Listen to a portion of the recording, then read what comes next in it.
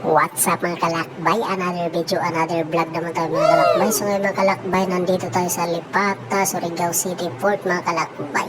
Naka-onboard tayo sa barko mga kalakbay. Pasensya na ikaw yung sa aking kapugian mga kalakbay kasi normal lang yan mga kalakbay. Yun nga mga kalakbay, mukadto tayo mga kalakbay sa Diluan, Sardinlite mga kalakbay.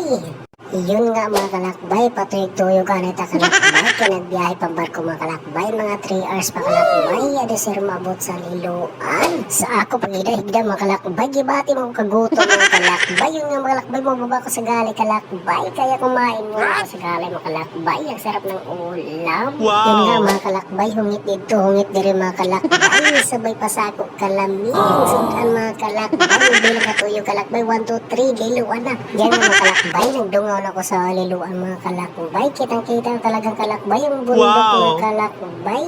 So, ayun nga mga kalakbay, dumating na tayo sa Liluan, Sardinlite mga kalakbay. Ipakita muna natin ang ato kagwapo mga kalakbay. Yan, Sardinlite na yung mga kalakbay. Yun.